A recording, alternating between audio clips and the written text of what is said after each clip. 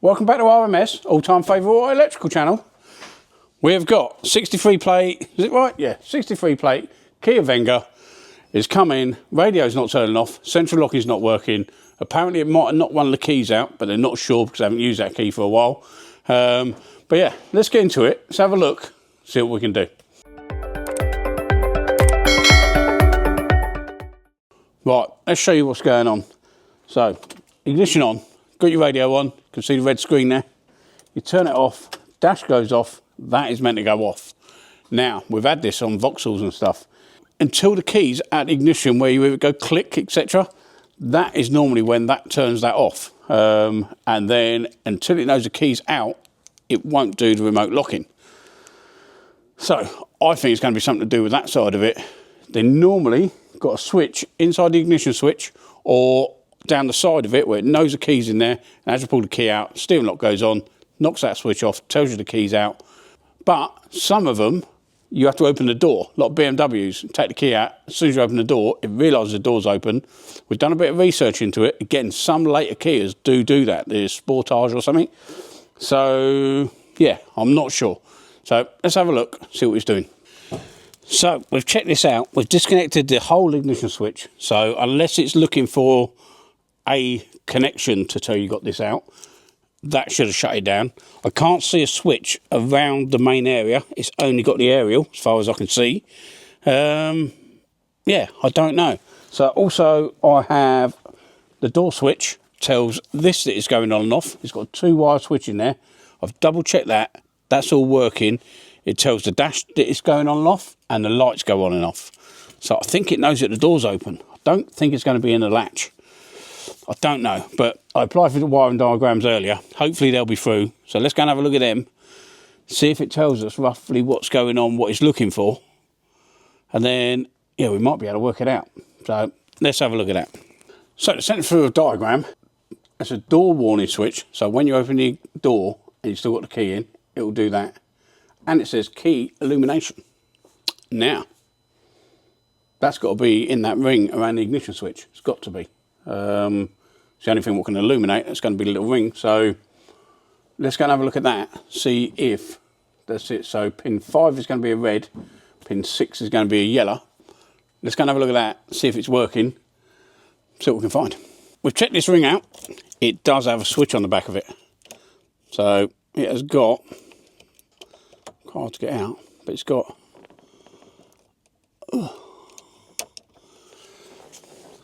it's got a little micro switch there which pushes in and out, as you can see. I don't know if you can see that, as the key comes out. So let's just double check if it works. So the red wire had power to it, so they said.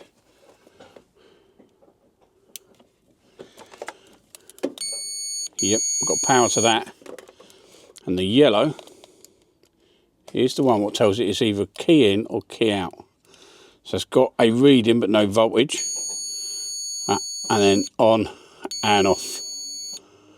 It's not making any difference on the switch on the radio yet.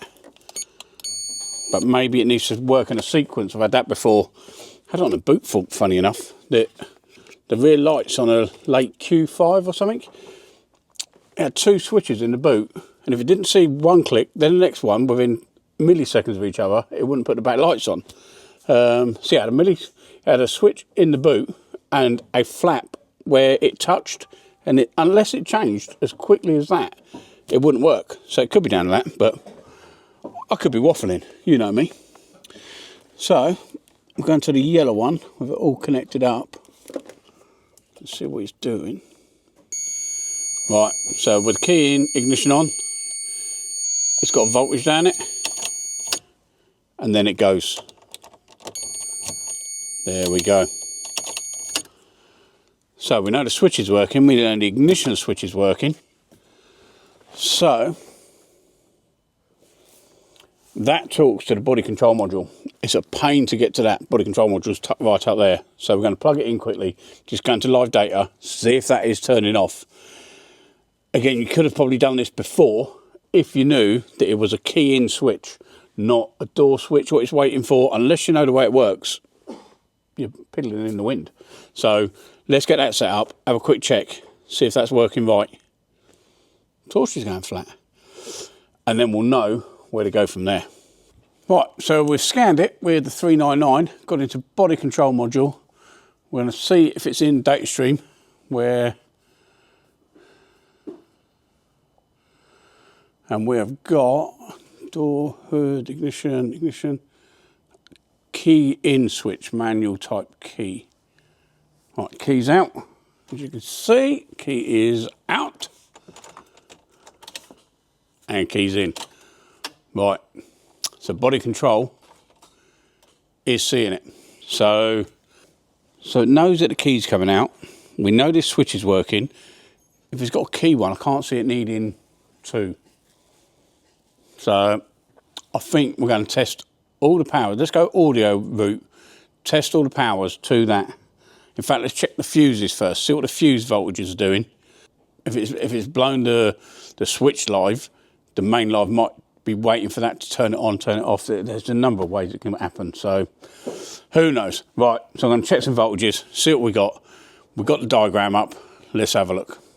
We've done some basic checks like we said we was going to do. Let's just show what we found on this. So, fuse number 4, which is your switch live for your radio, it's got 9.6 volts on it with everything turned off.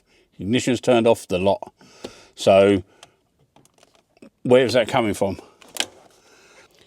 Now, is that, whatever switch is that, the actual ignition switch or whatever, but we've had that off obviously, is that not shutting down correctly?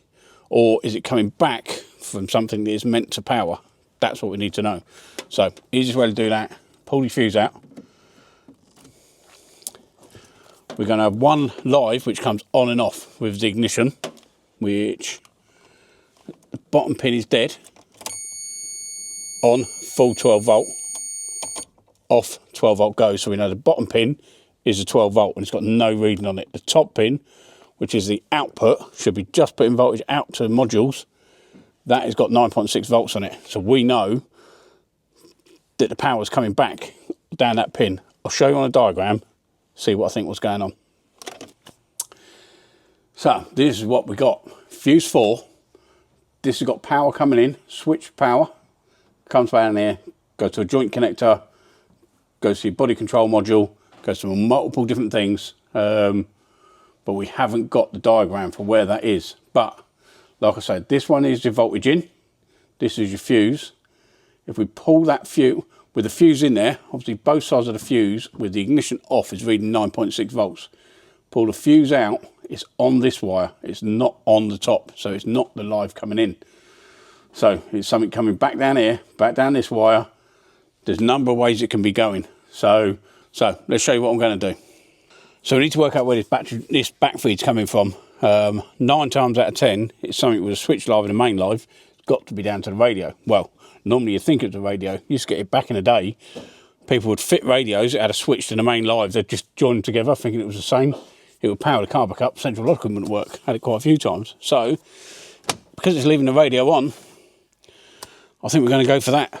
It's not too hard to strip this out. We'll strip that out, disconnect it, see if our back feeds go, and if not, we'll have to work out where else it's going from. But I think that's the next logical step. So let's get that stripped out, see what happens. Right, so we've had all this lot out. We've taken the radio out, taken these screens out, disconnected everything, disconnected all the heater controls, everything we can think of, and we're still getting our back feed of 9.5 volts. It's going to be something else back feeding on that. Problem is the wiring diagram, we've got to apply for every one every time we do it. It's a real pain. If it was a common car, it'd be all right, but this one's not. So the only thing I can think is get all this panel off. Maybe someone's put a tracker in it somewhere and the tracker's failed. They have a main live and a switch live going to them to let them know what's going on. So we're going to have a good search around up there, see what we can find, see if we can notice anything going on. But if not, we'll have to make a decision on what way we're going to go to try and find out where this back feed's coming from. It can be anything, or it's got a switch live and a main live going to it, and the diode's gone down in it, or got corrosion in it or something. Don't know. So let's get that stripped out, see if we can see what's going on. Right, so I've stripped all this out, Doesn't look like there's any trackers or anything aftermarket been wired into it. Can't work it out, but what my plan is now, I can start removing some of these plugs. We know it's coming back down here on this fuse, so it's got to be coming in. So it's either a fault in the module itself. So if we leave the main power in and disconnect all the other ones, and we've still got voltage coming back in, we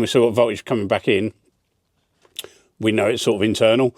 If we remove one of these plugs and the voltage goes, it's going to be coming back in one of these plugs. There's a couple behind, so we're going to strip them out, monitor this as we do it, find out which plug's affecting it, and then we can narrow it down. So we've managed to trace it down to this plug here. Took all the other plugs out and the voltage was still coming back into that fuse. So it's down to this plug. We're just going to check, see if we can work out which pin it's on. Is it multiple pins giving that voltage back, or just the one? If it's just the one, it might be easy. If it's multiple, we're going to have to wait for a diagram to come back in. So let's check that out, see what we can find. Right, so I got a bit carried away. I've gone through all these pins. We've got voltage coming out. There's only one pin what goes back in at the sort of 9.5 volts, or whatever we got down there. What have we got? 9.6 volts. So it's this wire here. It's the green one. You can see it's 9.6 volts. It's going back in. So I did cut it just to make sure, because it's nice and easy to solder back up. It's got 0 on it. It's actually showing 12 volt coming back up this wire. When this wire, we can turn the ignition on. That's a switch live. This is meant to be a switch live coming in and out, but it's not. It's having voltage put back down that circuit. So it's actually powering up the ignition side of it. So we know it's down to that. Now all we've got to do is trace back, find out where that goes, but this wire goes right down to the car. So yeah, we'll do some basic tests, see if we can find out where that goes, and then go from there. So yeah, let's have a look. Right, let's just show you where we're at. We know it's coming back down this wire, but this wire is for the floor. And again, because we haven't got a diagram or a layout, it's going to be a bit of a pain. But behind here, it splits off 2 or 3 different ways. There's a plug going towards up the top of the dash. The majority of it goes under. Another one goes to the door. So before we split, sort of go and see where it goes under the carpet, we're going to just disconnect them lot, just to make sure it's not coming down any of them. And if it is, it narrows it down a lot quicker. So let's have a quick look. At the moment, you can see we got voltage on it. See that? So we've got 12 volts coming down that wire. So let's unplug this plug behind here.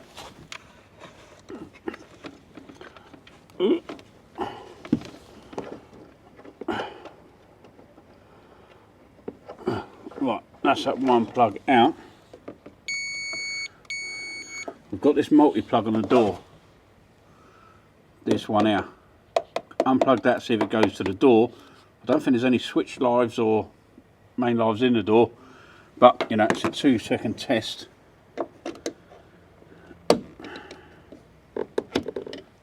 Pop that up.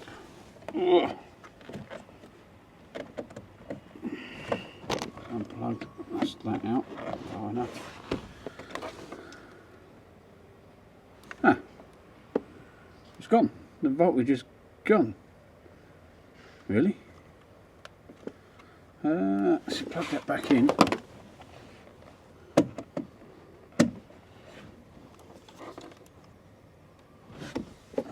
Let's clip that down. Oh, that's not quite in.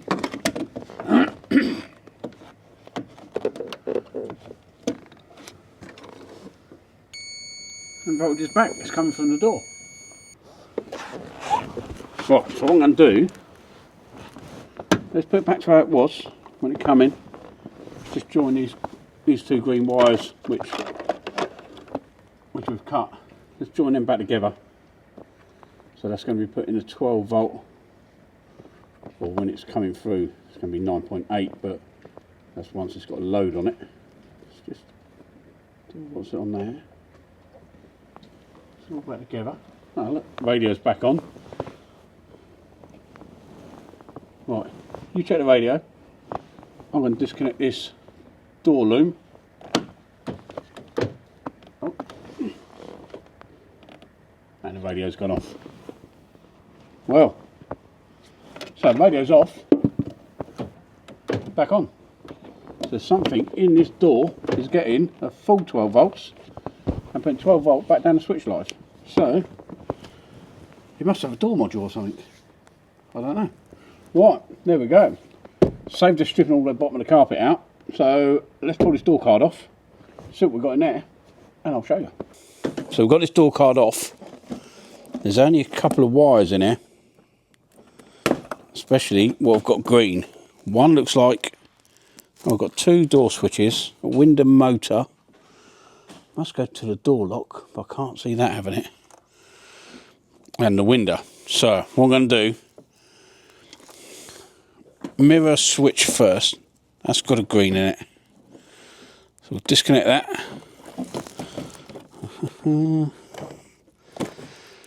Disconnected that. No corrosion or anything in there. Just check if we've still got our voltage there.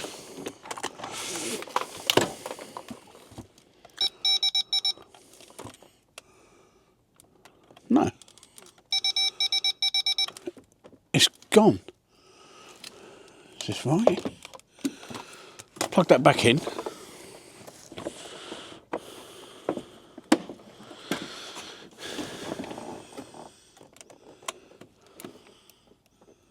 Well, it looks like the mirror switch. Really? Let's disconnect the mirror itself. Voltage still there. We'll undo these switches. So all what's left on there is just the mirror switch as far as I can see. 9.5 volts there. Disconnect it again. Remove that.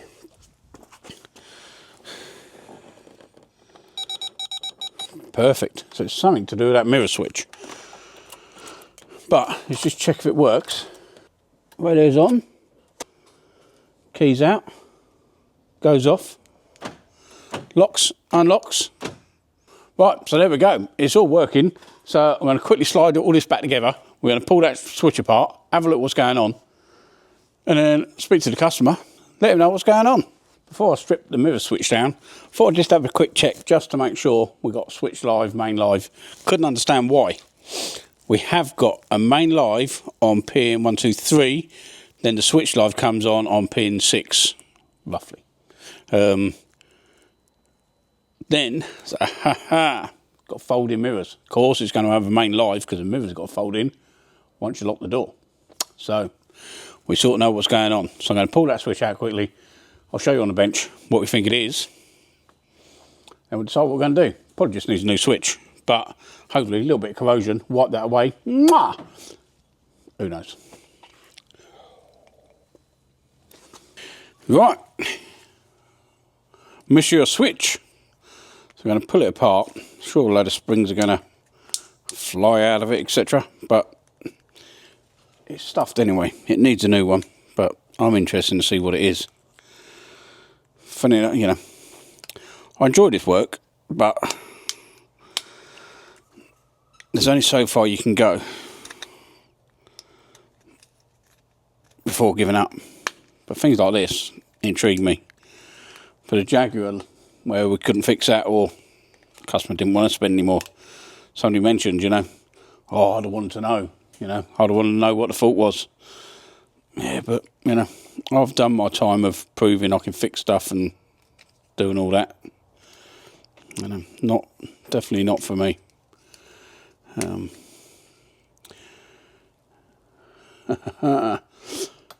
yeah, I actually said to the fellow who commented, said, oh, I'd want to know. So, you know, I've been doing this 18 years now. I've fixed plenty of cars that other people can't fix. I've proved what I can do. I'm happy with what I can do. There's no way that I'm going to, for me to carry on with that car with a customer not paying, I've got to stop working on other cars. That means I'm not earning £75 an hour on that, on the cars I'm not working on. I'm not earning it on the one which is sat here, which hopefully I can fix to prove that I can fix it. I'm charging myself £75 to try and fix the fault. Yeah, not for me. Well, green, like that. All I'm going to do, it's got a lot of green down this trace down here, got green in there. This grease, when the copper wears away, it goes into this grease which has been put in there to help it slide, to lubricate it. That grease, when it gets contaminated with that copper or brass, whatever it is, filings in it, it becomes conductive. It could just be that. Let's give it a bit of a brush off, bit of a brake cleaner. Oh no. We'll use our Carlos Fandango gear.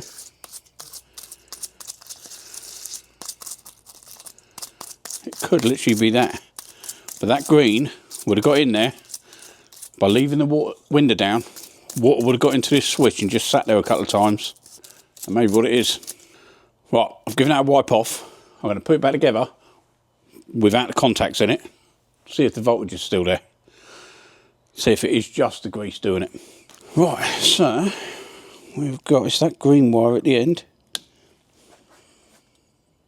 Aha, radio's not on, which it was. So, red wire 12 volt, the green wire was coming back at 9. 0, complete 0. Confirm that is the right one by putting a key in it. On, off, back feed's gone. So it's not in the board. It would have just been that contamination on there. So I'm going to clean up all the contacts on it, put it back together, double check, advise the customer, we can put it back in, but if it happens again, it will need a new one. So let's go and put that back together, show you it working. Right, switch is all back together. Radio hasn't come on, I've clipped it back in there. 0 voltage at all. Oh, what's going on there? Yeah, just a standard 0 volts like it was meant to be. Let's make sure the switch works. They work. That's cool.